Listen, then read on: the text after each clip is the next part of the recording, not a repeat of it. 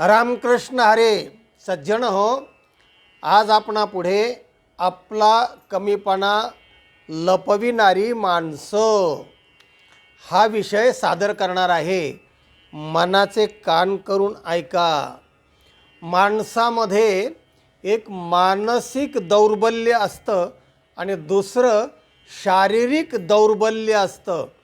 पण माझ्यामध्ये हे कमी आहे असं सांगायला माणसं धजत नाहीत. ते लपविण्याचा प्रयत्न करतात. आणि मग ते शारीरिक असो का मानसिक असो. तर त्या संदर्भामध्ये आजचा हा आपला व्हिडिओ आहे. न्याय प्रथम आपण बघूया. या न्यायाचा अर्थ बघूया. अभाव विरक्तीर न्यायः असं शास्त्रकारामध्ये संस्कृत ग्रंथामध्ये एक न्याय आलेला आहे. आणि तो न्याय असा सांगतो की कोल्ह्याला द्राक्षे आंबट, नाचता येईना म्हणे अंगण वाकडं. आता कोल्ह्याला द्राक्षे आंबट म्हणजे काय? ते कोल्हा एका रस्त्याने चालला होता रानामधून आणि एका शेतकऱ्याची द्राक्षाची बाग होती. तर त्या अशा फांद्या काही अशा घोस त्याचे रस्त्याच्या कडेला असे लोंबले होते. तर कोल्ह्याला द्राक्ष फार आवडतात. तर चालता चालता त्याने पाहिलं की अरे इथं द्राक्ष चांगले लोंबलेले आहेत. मग त्याने उडी मारायला सुरुवात केली. उडी मारतं पण त्याला ती उडी तिथपर्यंत जाईना. उड्या मारून ते दमून गेलं. आणि मग दमल्यानंतर त्याचा अंदाज आला त्याला की हे आपल्या कक्षेच्या बाहेर आहे. आपला इथे पोचू शकत नाही आपण त्या घडापर्यंत. मग तो विषय सोडून दिला त्याने आणि पुढे चालायला लागला. समोरून दुसरा कोल्हा येत होता. म्हणले काय रे? म्हणले लय चिंताक्रांत दिसतो, सुकलेला दिसतोस, दमल्यासारखं तुझा चेहरा आहे. म्हणले तसं काय नाही. म्हणले काय भोकीला बिकेला आहेस काय? नाही म्हणाले. अरे भोकेलाचा असतील तो, पण मागे द्राक्षाचे घड होते ना. नाही म्हणले ते द्राक्ष आहेत ना ते आंबट आहेत म्हणाले, म्हणून आपल्याला त्यात इंटरेस्ट नाही. बघा आता आहे म्हणजे याचा हात पुराणा, म्हणजे तिथपर्यंत त्याचं तोंड जाईना. म्हणून त्याला तसं सांगण्याच्या ऐवजी असं सांगतोय की ते आंबट आहेत द्राक्षे. तेव्हा तसंच नाचता येईना 4 महिने क्लास लावला आहे. एकाने विचारलं, म्हणाले अरे अजून तुला पदन्यास करता येत नाही? तेव्हा पदन्यास करायला ना थै असं पाय नाचायला पाहिजे ना. नाही म्हणाले मला नाचता येतं पण अंगण वाकडं आहे ना आपलं. त्या वाकडं अंगणामुळे मग ते नाही नाचता येत.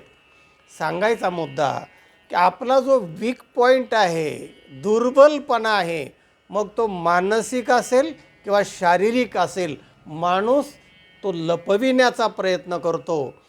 त्या संदर्भामध्ये हा न्याय आहे. अभाव विरक्ती ही न्याय. म्हणजे आपल्या ठिकाणी जी वस्तू नाही, जी गोष्ट नाही, अभाव आहे तिचा, मग माणूस विरक्ती दाखवतो किंवा दुसरा पर्याय आणि तिसरीच थाप मारत असतो. त्याच्यावर एक सुभाषित आहे. आशक्तस्तु भवेत् साधुः ब्रह्मचार्येच निर्धनः व्याधिष्टो देवभक्तश्च वृद्धा नारी पतिव्रता. या श्लोकामध्ये 4 मुद्दे सांगितलेले आहेत. काय मुद्दे आहेत ते? आशक्तस्तु भवेत् साधुः. साधू शब्द अनेक वेळा आपण सांगितलेला आहे. साधू याचा अर्थ आहे चांगलं. आपण जो साधू समजतो की दाढी वाढलेली आहे, लाल कपडे आहेत, कफणी आहे, हे आहे, कमंडलू हातामध्ये आहे, अशाला आपण साधू समजतो. हरकत नाही. तो साधू गृहीत धरून सुभाषितकार म्हणतात की असे जे साधू झालेले असतात ते बहुत करून हा शब्द अधोरेखित करा. सगळे साधू नाही, आता अतिव्याप्ती होईल लक्षण. तेव्हा असे साधू बहुतेक करून आशक्तस्तु भवेत् साधुः. जे अशक्त असतात म्हणजे मनाने अशक्त असतात आणि शरीराने पण अशक्त असतात, सक्षम नसतात, ते लोक जास्तीत जास्त साधू होतात. जास्तीत जास्त हा शब्दसुद्धा अधोरेखित करा, नाही तर सगळ्या साधूवर ते लक्षण जाईल. आशक्तस्तु भवेत् साधुः ब्रह्मचारी च निर्धनः. निर्धन, ज्याच्याकडे पैसाच नाही आहे, असा गरीब माणूस, त्याला मुलगीच कोणी देईना.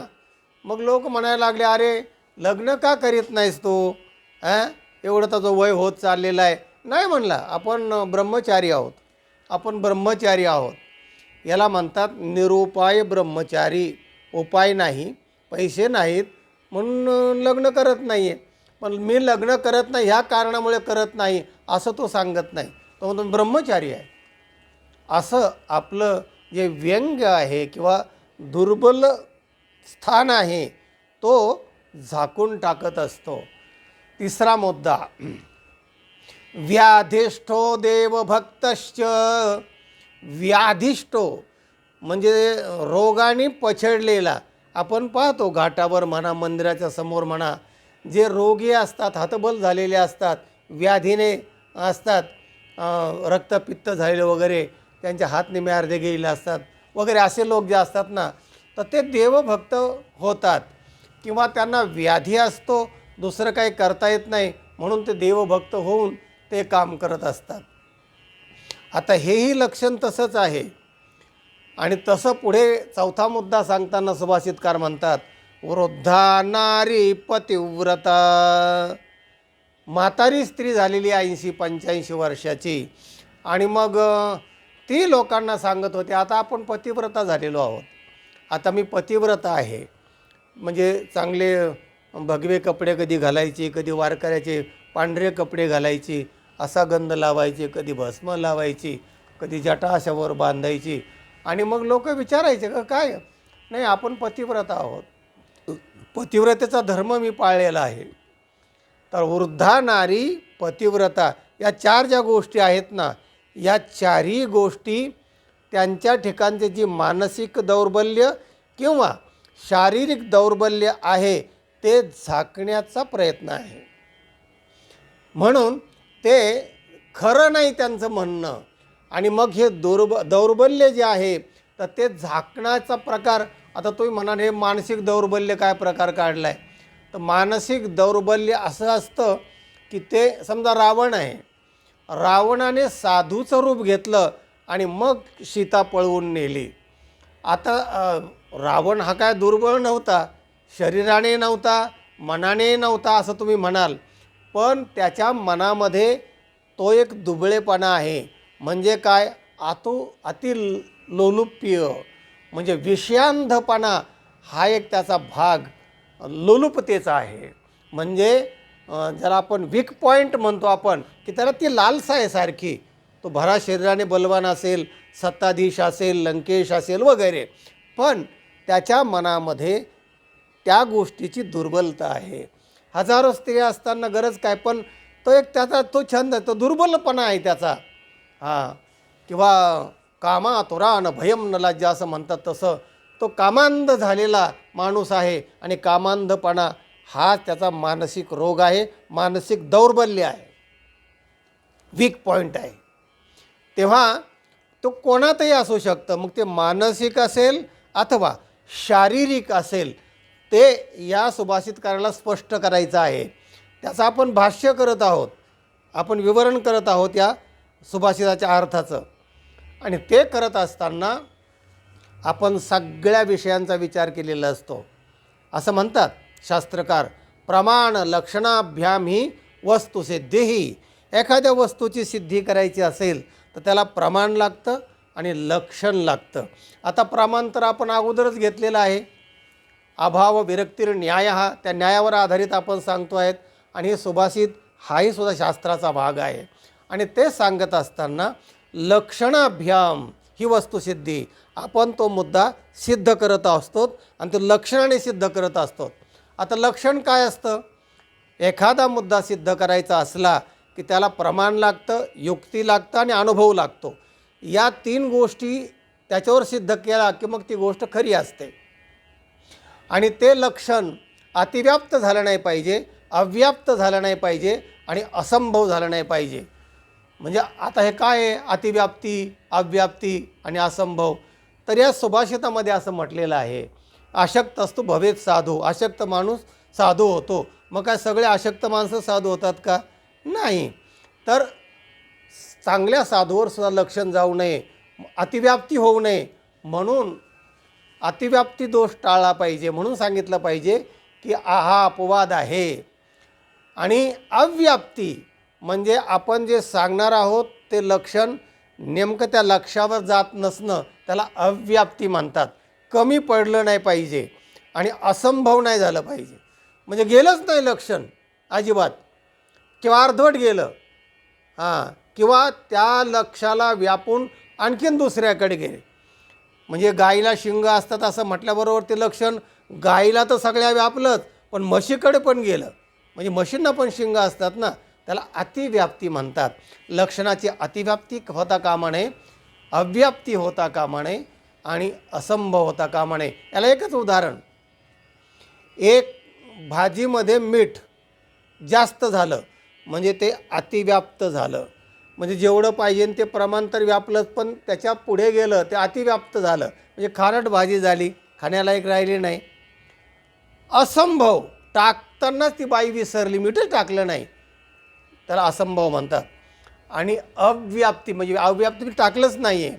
आणि असंभव, जी गोष्ट असंभव आहे ती म्हणजे अतिव्याप्त जास्त होणं, अव्याप्त म्हणजे अजिबात नसणं, किंवा असंभव होणं. या 3 लक्षणाने लक्षणयुक्त पाहिजे.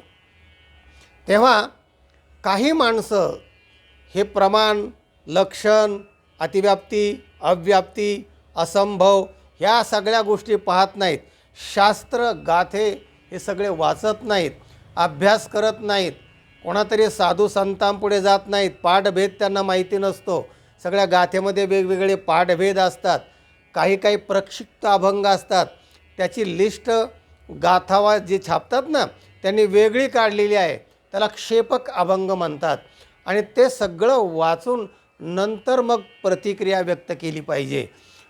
आमचा व्हिडिओ ऐकत असताना की हा व्हिडिओ त्याच्यावर प्रतिक्रिया व्यक्त करताना आमच्या विचाराची दशक्रिया तर होत नाही ना, असं त्याने पाहिलं पाहिजे. म्हणजे ताडून पाहिलं पाहिजे आणि मगच त्याने प्रतिक्रिया व्यक्त केली पाहिजे, सप्रमाण केली पाहिजे, अभ्यासपूर्वक केली पाहिजे. उगे न्यायाधीशासारखं विधान करू नका. तेव्हा प्रतिक्रिया देताना दुसऱ्याच्या विचाराची दशक्रिया होत नाही ना, हे नीट पहा. हा एक भाग आहे. आणि दुसरे जे लाखो लोक हा व्हिडिओ ऐकत असतात ना, तर तुम्ही प्रतिक्रिया दिल्यानंतर त्यांना असं वाटतं की मग हे सांगणारे बरोबर आहेत का, हा प्रतिक्रिया दिलेली जी व्यक्त आहे ही बरोबर आहे, असं त्यांना वाटायला लागतं. मग त्यांच्यात भ्रम निर्माण होतो आणि आमच्या अभ्यासावर सुद्धा पाणी फिरवलं जातं.